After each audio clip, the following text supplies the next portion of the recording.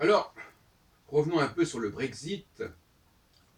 Et quelqu'un à la radio hier, je sais pas, parlait d'entropie.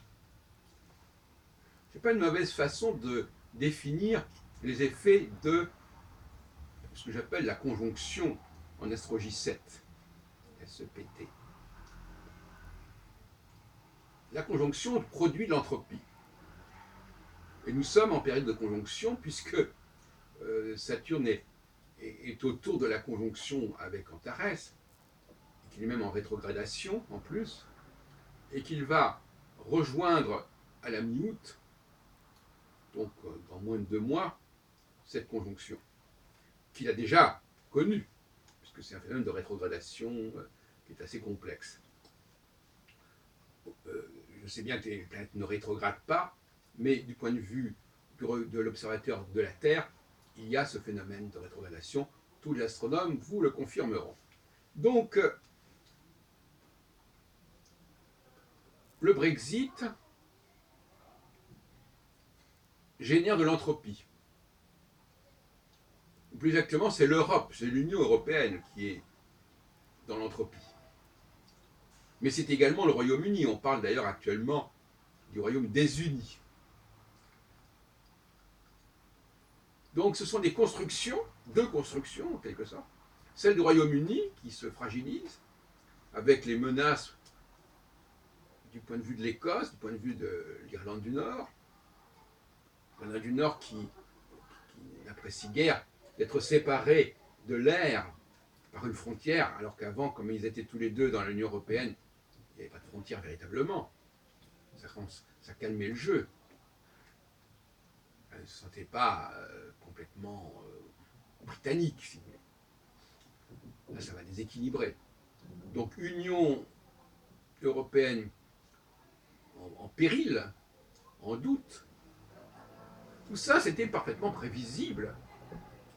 Pas par les astrologues ordinaires, mais par l'astrologie 7, du fait de cette conjonction.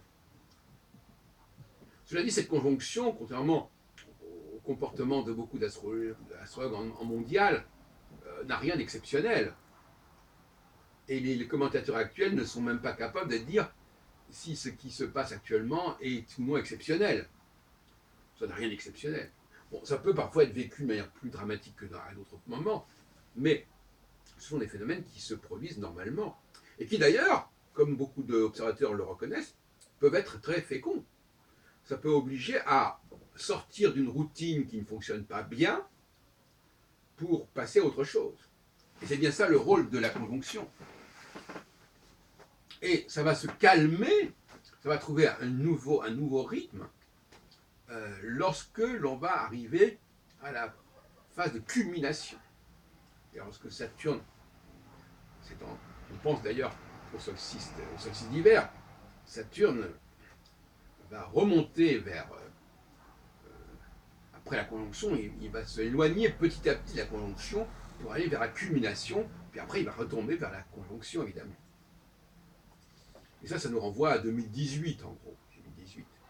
2018-2019, un nouvel ordre, plus ou moins reconnu et accepté, va se mettre en place. Une nouvelle routine va émerger.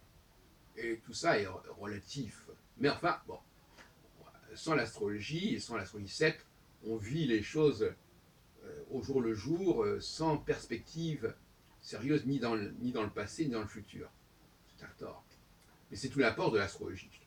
Et alors justement, à ce sujet, je vais montrer à nos amis astrologues que cette simple capacité de l'astrologie à déterminer les moments de conjonction et les moments de culmination, les moments d'entropie et de négantropie, les moments de remise en question sur le tapis d'un certain nombre de notions et le fait de les valider et de les accoutumer, c'est un point très important, crucial. C'est une position stratégique fondamentale et qui se suffit à elle-même. Alors beaucoup d'astrologues diront mais oui, mais il y a beaucoup plus de choses que ça en astrologie, il y a tout un ensemble, il y a tout un symbolisme, et puis il y a toutes sortes de planètes, et puis c'est beaucoup plus compliqué que cela. Mais qu'est-ce que ça nous apporte tout ça? Ce sont des paroles en l'air, c'est de la gribouille.